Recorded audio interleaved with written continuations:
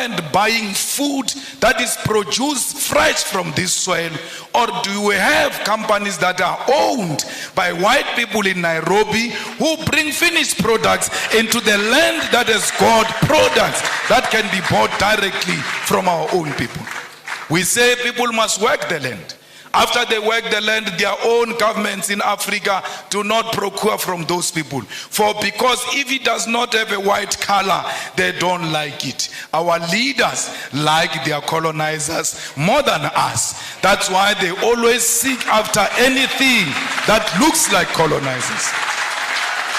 10 years ago, we as revolutionary activists and visionaries from south of African continent started a revolutionary socialist movement and Pan-Africanist movement, the EFF, Economic Freedom Fighters.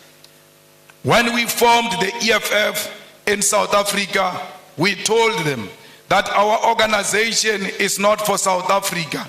Our organization is for all Africans. And we said this.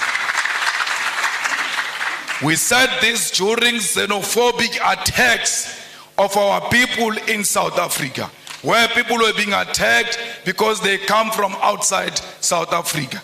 We chose to side with our people because we're necessitated by the fact that we love ourselves. And if you love yourself, you'll see a person from Tanzania in you. You'll see a person from Nigeria in you, because we are one thing.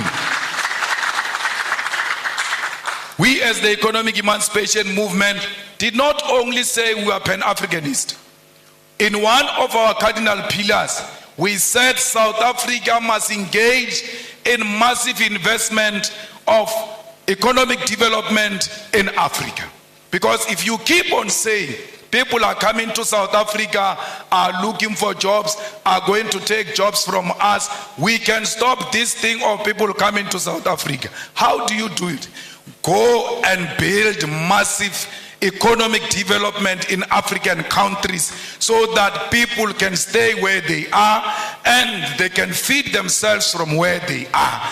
No one wants to leave his own home into some strange place. We leave our homes because we are searching for greener pastures. If there is an ESCOM in South Africa which is failing to give us electricity, but when it was well and still running according to how we wanted it, ESCOM had the capacity to electrify the whole of Africa. Why are you not going into the African continent and electrify the whole of Africa? Why is there no train that moves from Cape to Cairo, making sure that trade in Africa and movement of goods and peasants is easy? Because if we do that, there's no one who can leave Lusaka to go and stay in South Africa. They can get into a train, go and do what they want to do in South Africa, and come back home and develop their own countries. We must make sure that this Africa is linked together. We must violently demolish the borders that exist between our countries, because those are not our borders.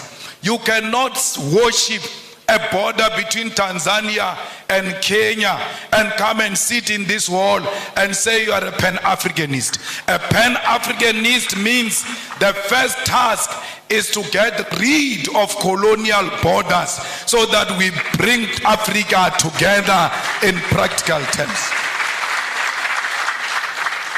I don't know if President William Ruto means it, because he said so many things and I can't locate him these days, because the things he said during election and the things he's doing now are two different things. I don't know, because I heard him saying we need to do away with the dollar and build our own currency.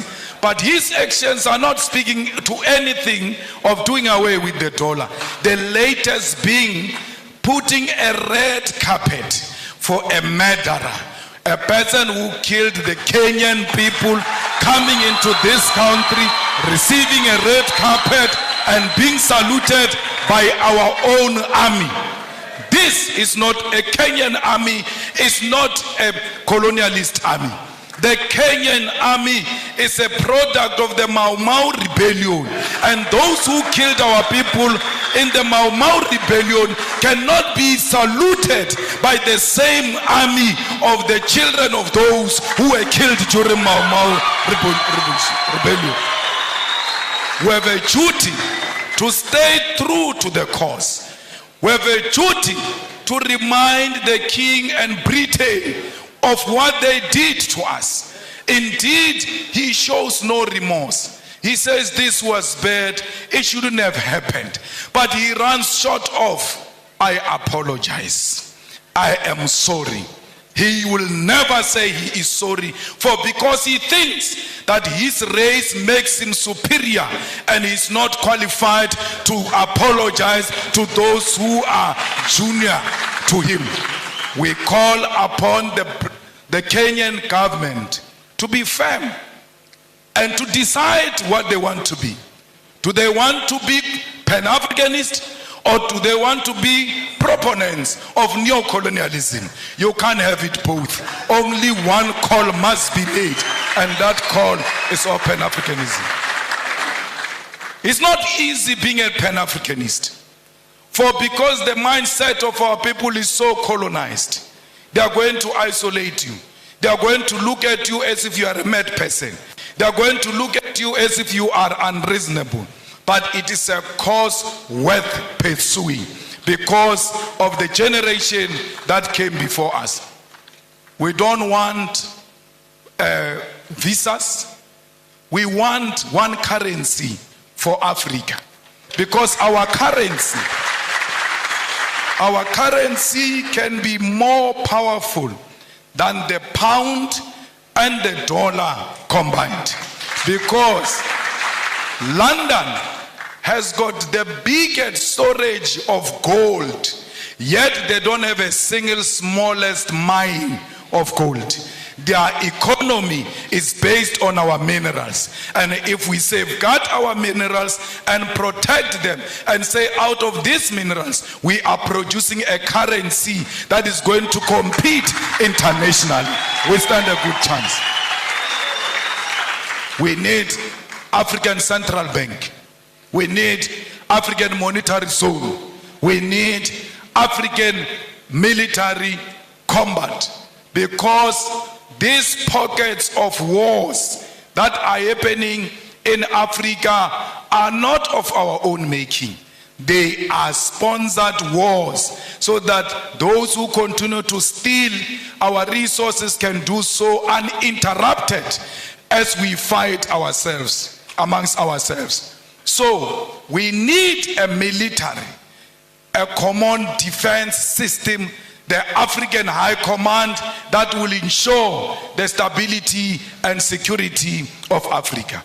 We equally need a biting African court to deal with dictators who only exist in Africa to feed their friends and families. Those people must be prosecuted the African way, because ISIS is not meant to fight any crime, it's meant to pursue political fights. That's why ISIS will not declare a warrant of arrest against Netanyahu, but can declare a warrant of arrest against Putin, who has not bombed a hospital, who has not bombed a refugee camp, who has not declared a war on a certain ethnic group.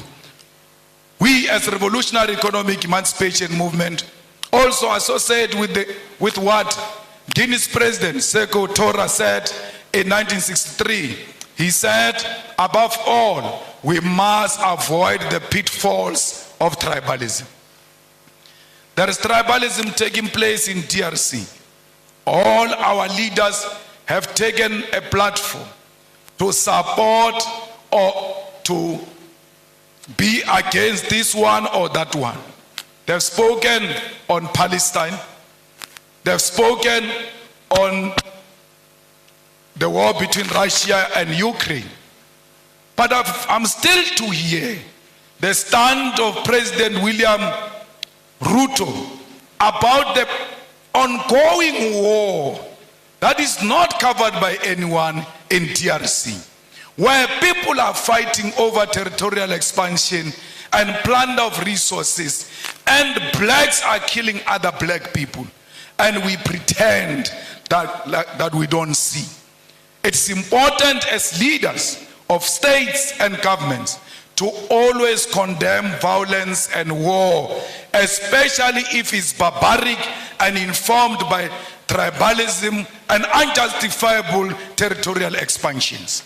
Before you can speak about other countries, charity begins at home. Let there be peace in DRC. Without peace in DRC, Kenya will never know peace. Because these rascals are going to learn from those wars in DRC and want to import them into Kenya. You have a duty to stop them there before they come into Kenya. Comrades, we will make sure the struggle of all immigrants, most of whom are economic migrants and asylum seekers in South Africa. We will never. In South Africa, they say to us, if you want to be elected, you must declare war on illegal immigrants. And illegal immigrants, they mean Africans. We have refused as the EFF that we will never declare war on any immigrant, illegal or legal. Illegal according to whose law? Because if you are illegal, you should have violated a certain law. Which African law did these people violate when they came to this side of Africa? Because they are still in the same territory of Africa. They are at home when they are in South Africa. We wish to tell them we're going to elections next year in South Africa. We wish to reiterate that. And we tell them all the time, if they want to elect us on the basis of xenophobia, they can keep their votes. We are not disparate for votes. We are disparate for the unity of Africa. And that's what we want to achieve in our lifetime. Remove the visas as an immediate step. And I heard Kenya is going to do that by December. Perhaps I must come back here in December unannounced. So to tell